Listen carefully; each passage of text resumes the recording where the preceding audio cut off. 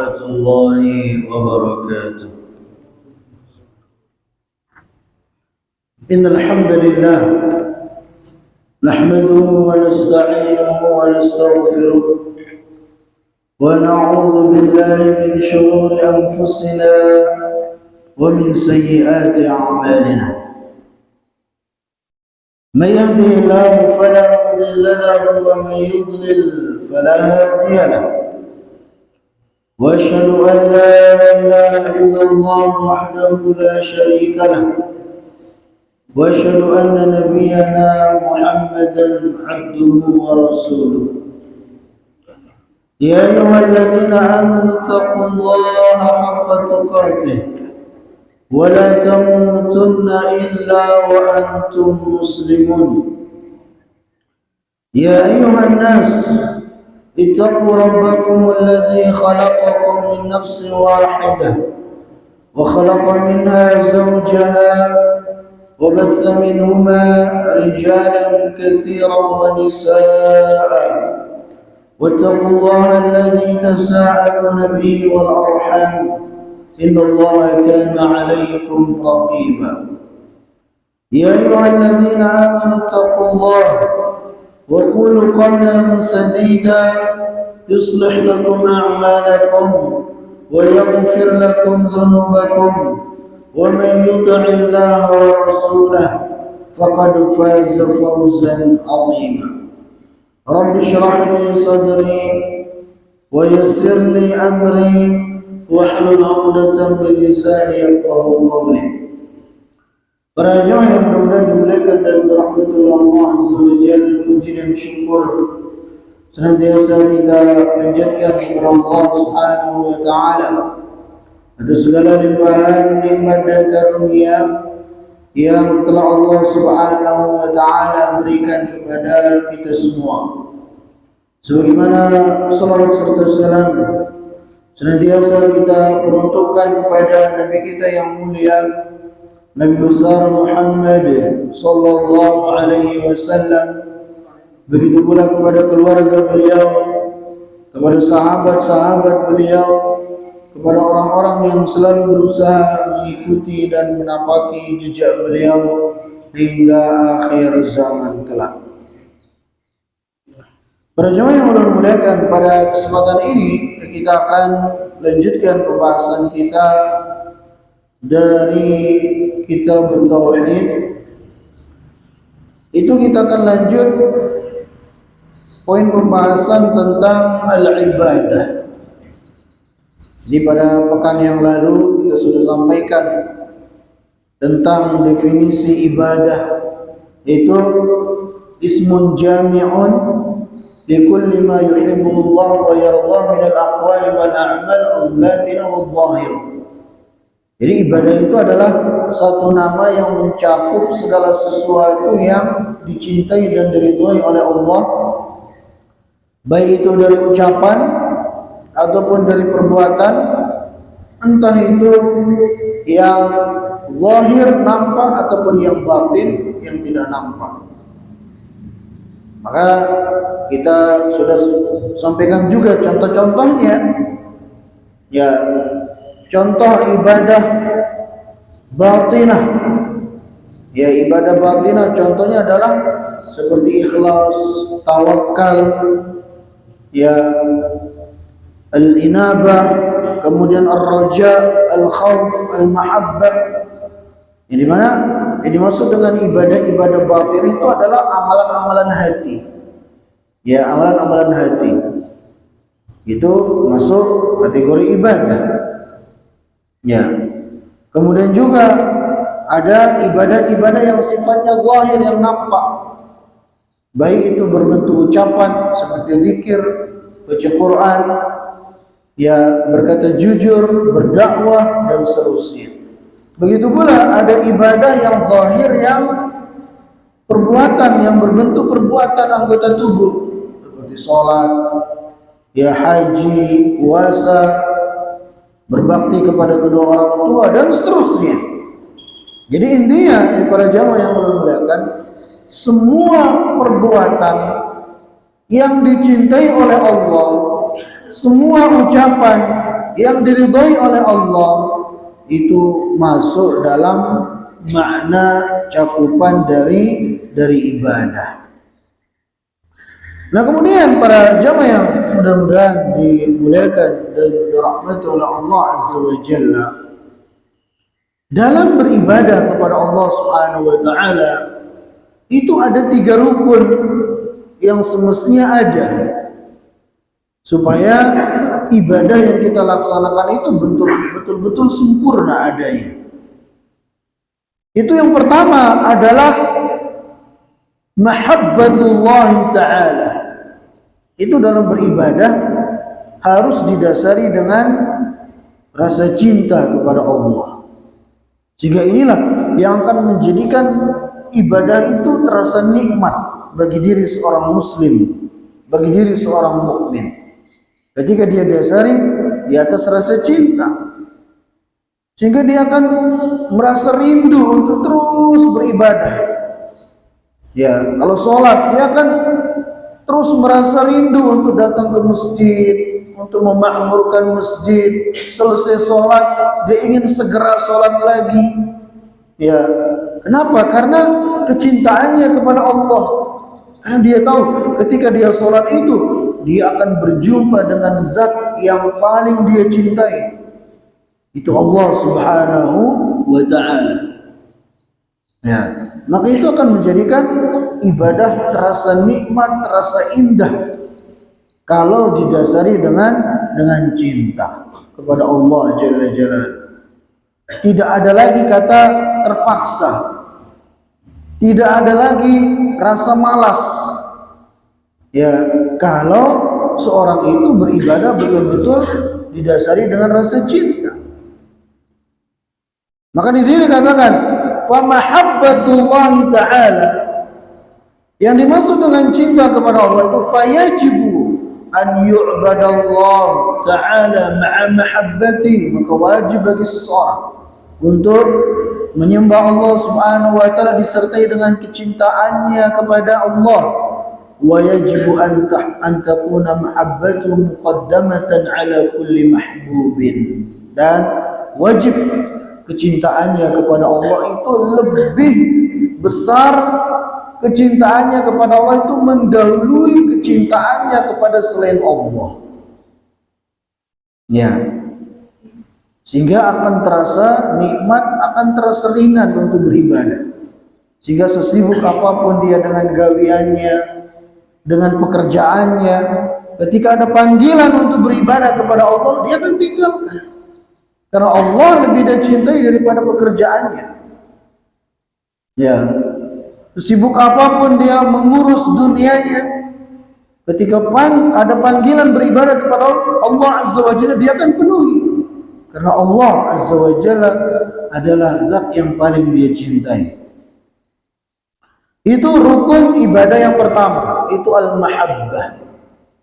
Ya, itu kecintaan. Dan dalilnya banyak dalam Al-Quran. Di antaranya adalah firman Allah Subhanahu wa taala, "Walladzina amanu asyaddu hubban lillah." Yang artinya sesungguhnya orang-orang yang beriman itu sangatlah cinta kepada Allah Subhanahu wa taala. Ya, makanya kita lihat orang-orang terdahulu, para salafus saleh, betapa mereka menikmati ibadah itu. Kenapa? Karena saking cintanya mereka kepada Allah Subhanahu wa taala. Lihat Nabi kita sallallahu alaihi wasallam. Kata Aisyah radhiyallahu taala anha, qama Rasulullah sallallahu alaihi wasallam salatul lail hatta tawarramat qadamah. Ya, Nabi sallallahu alaihi wasallam itu salat malam sampai kaki beliau itu bengkak. Saking lamanya berdiri. Tapi seperti itu Rasulullah sallallahu alaihi wasallam. Maka Aisyah mengatakan, "Ya Rasulullah, taf'alu hadza wa qad ghafara Allah laka ma taqaddama min dhanbika wa ma ta'akhkhar." Wahai Rasulullah sallallahu alaihi wasallam, Anda ibadahnya seperti ini, padahal Allah sudah mengampuni. Seandainya Anda punya dosa yang dulu, sekarang ataupun yang akan datang, Allah sudah ampuni, tapi Anda ibadahnya kayak gini. Maka Nabi SAW bersabda, afala akunu abdan syakura. Tidakkah aku ini bisa menjadi hamba Allah yang pandai bersyukur? Ya, Rasulullah SAW. Nabi SAW itu pernah sholat malam. Pada saat itu diikuti oleh Hudzaifah kalau ulun kadasan. Ya, Nabi SAW sudah mulai sholat, Hudzaifah datang tanpa sepengetahuan Nabi SAW. Sholat malam. Ya, ini contoh orang yang sudah betul-betul cinta kepada Allah. Ya, sehingga ibadah itu terasa ringan. Nabi kita SAW, beliau membaca Al-Baqarah selesai 3 juz lebih, belum rukuk, lanjut ke Nabi SAW lompat ke An-Nisa, selesai An-Nisa sekitar hampir 2 juz lah. Selesai An-Nisa belum rukuk Nabi SAW, kembali lagi ke Al-Imran, selesai Al-Imran baru Nabi SAW rukuk. Kurang lebih 7 juz itu, 7 atau 8, 7 juz lah. Sampai-sampai Hudzaifah yang sholat di dekat Nabi SAW mengatakan, aku sudah berencana buruk. Artinya aku ingin kabur, gak kuat sholat di dekat Nabi SAW, sholat malam. Ya, kenapa beliau sampai bisa seperti itu? Ya, salah satu sebabnya karena kecintaan beliau kepada Allah. Karena beliau menikmati ibadah itu sendiri. Ya, nah, makanya rukun pertama dalam beribadah itu adalah hubbullah, cinta kepada Allah Subhanahu wa Ta'ala, yang harus melebihi kecintaan kita kepada makhluk, kepada siapapun selain Allah Subhanahu wa Ta'ala. Kemudian yang kedua adalah al-khawfu minallahi ta'ala. Rukun ibadah yang kedua adalah rasa takut kepada Allah Subhanahu wa ta'ala. Fayajibu an yu'badallahu ta'ala ma'al khawfi minhu. Maka wajib bagi seseorang agar menyembah Allah Subhanahu wa ta'ala disertai dengan rasa takut darinya. Wal khawfu min iqabihi fid dunya wal akhirah. Begitu pula karena takut dari hukumannya, baik itu di dunia, terlebih lagi nanti di akhirat. Ya. Jadi disertai dengan rasa takut juga. Walaupun mahabbah itu yang lebih dominan, rasa cinta itu lebih utama, lebih dominan, lebih banyak. Tapi mesti juga disertai dengan rasa takut. Ya. Kemudian yang ketiga adalah ar-raja min Allah Ta'ala. Rukun ibadah yang ketiga adalah ar-raja, itu berharap. Maksudnya apa? Fayajibu an yu'badallahu ta'ala ma'a raja ma'indahu min ats-tsawab wal maghfirah wal 'atha. Maka wajib bagi seseorang agar menyembah Allah Subhanahu wa ta'ala disertai dengan harapan pada apa yang ada di sisi Allah Subhanahu wa ta'ala, dari pahala, dari ampunan, ya, dari pemberian-pemberiannya, begitu pula tentunya dari surganya. Jadi rasa takut dan rasa harap ini juga dua hal yang mesti ada dalam kita beribadah kepada Allah Subhanahu wa ta'ala. Dalilnya dalam Al-Quran. Jadi kita menyebutkan ini pastinya berlandaskan dalil gitu, enggak mengada-ngada. Ya, karena ada sebagian orang mengatakan, oh enggak perlu, ibadah itu cukup dengan rasa cinta, enggak perlu ada rasa takut, enggak perlu ada rasa harap. Ya, kita katakan Allah sendiri yang menyuruh kita, Allah sendiri yang memerintahkan kita dalam beribadah itu, selain didasari dengan rasa cinta, juga disertai dengan rasa takut dan harap. Allah berfirman dalam Al-Quran, innahum kanu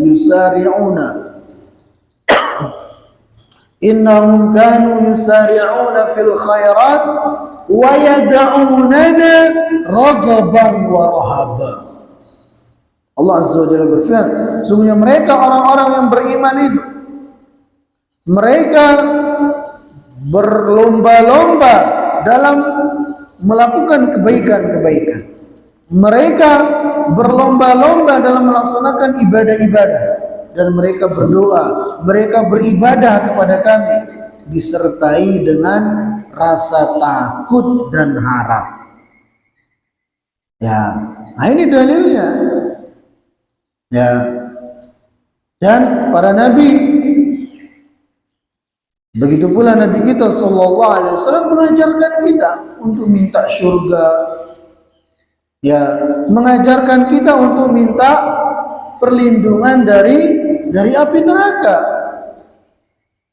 Beliau sendiri yang mengajarkan dalam Al-Quran, di antara doanya Nabiullah Ibrahim alaihissalam, kalau tidak salah, dalam surah Toha atau yang lainnya, Allah berfirman, waj'alni min warathati jannatin na'im. Ya Allah, jadikanlah aku termasuk dari hamba-Mu yang mewarisi surga yang penuh dengan kenikmatan. Ya, begitu pula Nabi SAW mengajarkan kita doa-doa berlindung dari api neraka.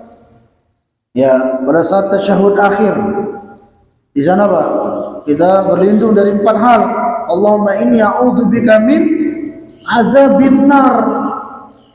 Ya Allah, aku berlindung kepadamu dari azab api neraka. Jadi di sini rasa takut, berharap surganya Allah, takut dari nerakanya Allah, itu sesuatu yang diperintahkan dalam syariat ini. Ya, tidak seperti yang dituduhkan oleh sebagian orang mengatakan, nggak usah takut neraka, nggak usah berharap surga, nggak perlu, kata dia. Ya, apakah kita berani mengatakan Nabi SAW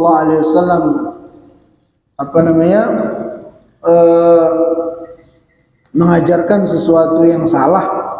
Kan Nabi nyuruh kita minta surga, berlindung dari api neraka. Kan nggak mungkin kita mengatakan seperti itu, Nabi salah dan seterusnya. Ya, atau mereka mengatakan orang yang kalau ibadahnya dengan rasa takut dan harap, itu ibadahnya orang rendahan, ibadahnya orang yang levelnya masih rendah. Apa berani kita katakan Nabi levelnya rendah? Kan tidak mungkin, karena beliau sendiri ngajarin seperti itu gitu. Ya, nah, maka para jamaah yang mudah-mudahan dimuliakan dan dirahmati oleh Allah SWT, sekali lagi, ibadah itu memiliki 3 rukun. Pertama adalah rasa cinta kepada Allah, kemudian rasa takut kepada Allah Azza wa Jalla, begitu pula dari azabnya, siksaannya, nerakanya, dan juga didasari dengan rasa harap kepada Allah, begitu pula berharap kepada rahmatnya, ridhanya, ampunannya, dan surganya. Ya, maka sebagian orang ada yang beribadah kepada Allah hanya dengan rasa cinta, maka kita katakan ini belum cukup. Ada juga yang beribadah kepada Allah hanya dengan rasa takut, seperti orang-orang Khawarij. Ya, yang ini kemudian menjerumuskan mereka pada sikap ekstrim, sehingga orang yang melakukan dosa besar langsung mereka vonis kafir. Kenapa? Karena berawal dari ibadah mereka itu hanya mereka dasari dengan rasa takut, sehingga terlalu takut, tidak diimbangi dengan rasa harap, sehingga mereka ekstrim kanan. Ya, pelaku dosa besar dihukumi kafir, akan dalam neraka, padahal nggak seperti itu. Kebalikan dari orang Khawarij, ada namanya orang-orang Murji'ah, yang mereka menyembah Allah hanya dengan rasa harap, sehingga mereka itu terlalu menyepelekan maksiat.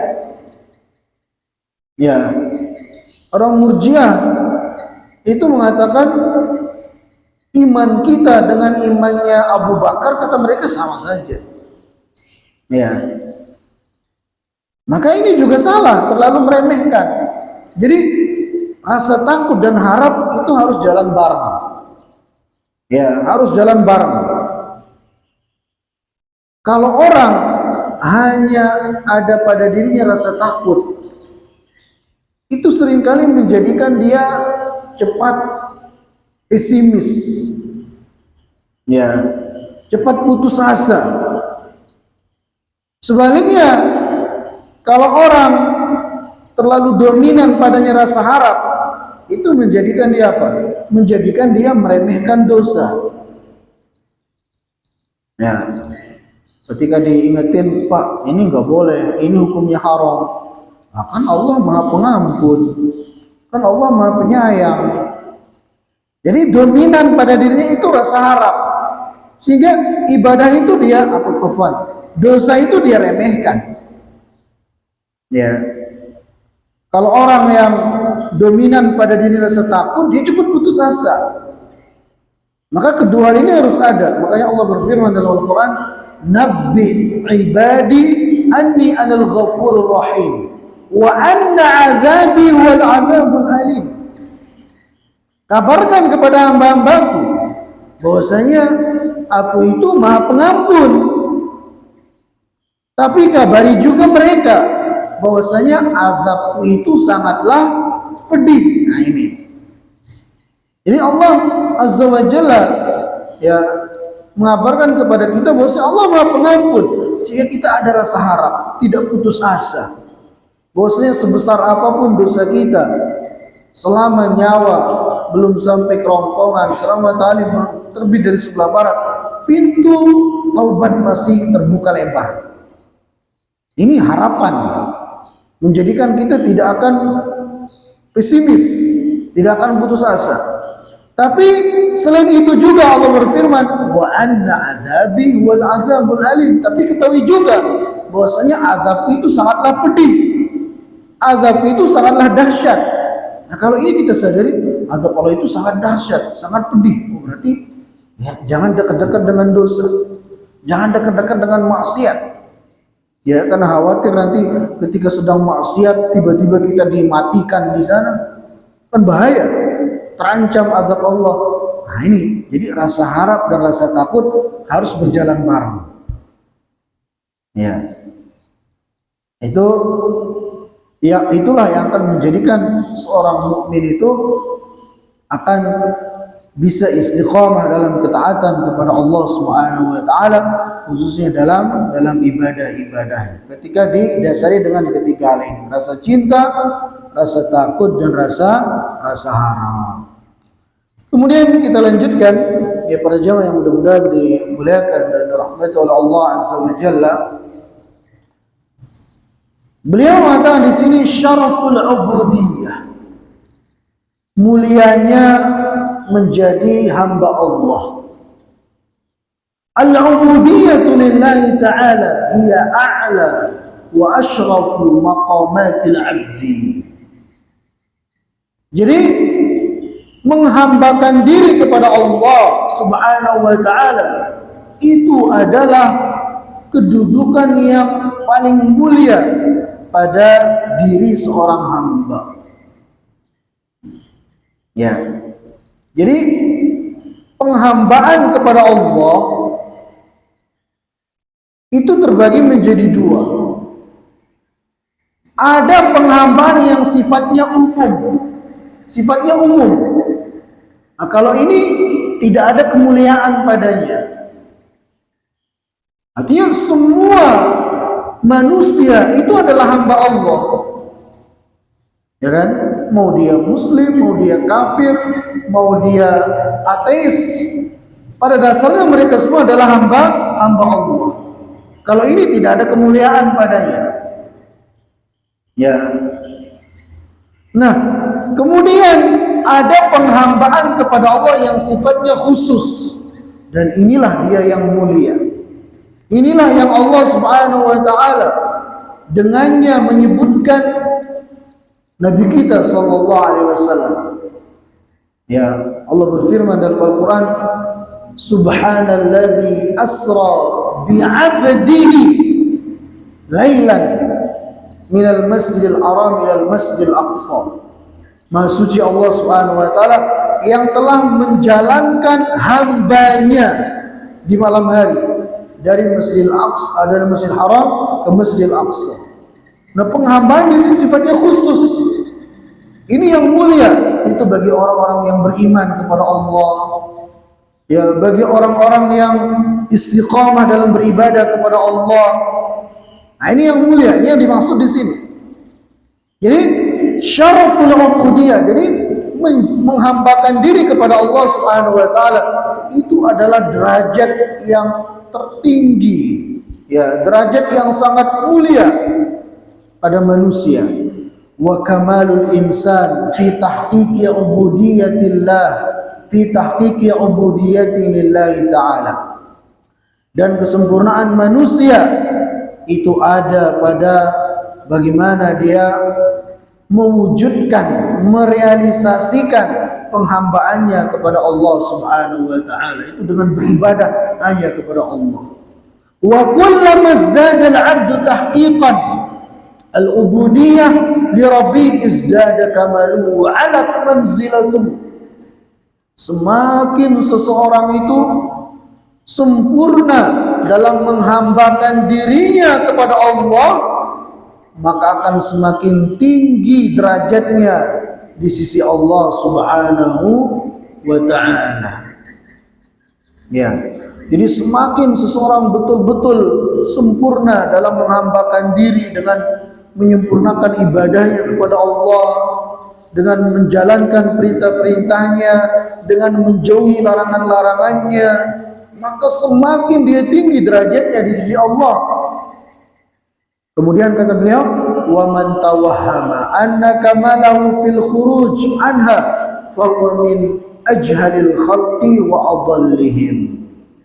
Dan barang siapa yang menganggap bahwasanya seseorang itu akan semakin sempurna derajatnya, akan semakin tinggi derajatnya ketika dia keluar dari penghambaan kepada Allah. Apa bentuk keluar dari penghambaan kepada Allah? Ya seperti dengan menghatamkan sholat, ya, menghatamkan puasa. Katanya, oh kalau saya ini tingkatannya sudah tinggi, ya, jadi saya nggak perlu sholat lagi, nggak perlu puasa lagi, karena saya levelnya sudah tinggi. Nah ini berarti apa? Secara tidak langsung dia telah mengeluarkan dirinya dari penghambaan kepada Allah Subhanahu wa ta'ala. Nah orang yang mengaku seperti ini justru yang ada sebaliknya. Semakin dia keluar dari menghambakan diri kepada Allah dengan beribadah kepadanya, justru dia semakin rendah derajatnya di sisi Allah Subhanahu wa ta'ala. Ya kan? Nabi kita SAW, pastinya kita semua sepakat, beliau manusia yang paling mulia, beliau manusia yang paling tinggi derajatnya, beliau manusia yang paling bertakwa, yang paling takut kepada Allah. Ya, tapi adakah beliau itu pernah meninggalkan sholat dengan mengatakan, oh saya ini tingkatan saya sudah tinggi, ya, sehingga saya nggak perlu sholat, nggak perlu puasa, nggak perlu zakat, cukup zikir-zikir saja. Adakah beliau mengatakan seperti itu? Nggak ada. Justru sampai akhir hayat beliau Sallallahu Alaihi Wasallam, ya, ketika beliau dalam kondisi sakit, ya, yang mengantarkan pada wafatnya beliau Sallallahu Alaihi Wasallam, ketika beliau sakit keras, beliau Sallallahu Alaihi Wasallam pingsan. Ketika sadar dari pingsan beliau mengatakan, as-shallan nas, apakah orang-orang di masjid sudah sholat? Kata istri beliau, Ummuna Aisyah radhiyallahu ta'ala, belum ya Rasulullah SAW. Maka Nabi SAW minta air untuk beliau mengguyur badan beliau supaya terasa segar. Kemudian beliau berjalan hendak ke masjid untuk mengimami para sahabat. Ya, padahal beliau ini kondisi sakit di akhir-akhir hayat beliau. Sampai seperti itu beliau memperhatikan sholat. Baru melangkah beberapa langkah beliau jatuh lagi pingsan. Ketika sadar beliau mengatakan lagi, as-shallan nas, apakah manusia sudah sholat, orang-orang sudah sholat? Belum. Beliau minta lagi air, guyur untuk mengguyur badan beliau. Beliau jalan ingin ke masjid mengimami, beliau jatuh pingsan lagi. Akhirnya beliau menyuruh Abu Bakar untuk menggantikan beliau sebagai imam. Ya, sampai akhir hayat beliau seperti itu. Ya, cuma yang kita saksikan sekarang, kok bisa ada orang mengatakan saya ini derajatnya udah tinggi sehingga nggak perlu sholat, nggak perlu ini. La haula wala quwata illa billah. Ini nggak benar. Ya, apakah orang ini merasa lebih baik dari Nabi SAW? Pasti enggak kan? Apakah orang ini derajatnya lebih tinggi dari Nabi SAW? Pastinya enggak kan? Nabi sendiri yang paling tinggi derajatnya di sisi Allah. Beliau tidak pernah meninggalkan yang namanya sholat. Ya, jangankan sholat wajib, sholat witir. Ya, begitu pula sholat qobliyah subuh itu tidak pernah ditinggalkan oleh Rasulullah SAW, baik ketika beliau mukim ataupun ketika beliau safar. Nah, jadi kembali ya para jamaah yang dimuliakan, bahwasanya semakin seseorang itu menghambakan dirinya kepada Allah, ya, dengan istiqamah melaksanakan perintah-perintahnya dari sholat, puasa, ya, berbakti kepada orang tua, berbuat baik kepada manusia dan seterusnya, maka semakin tinggi derajatnya di sisi Allah Subhanahu wa Ta'ala.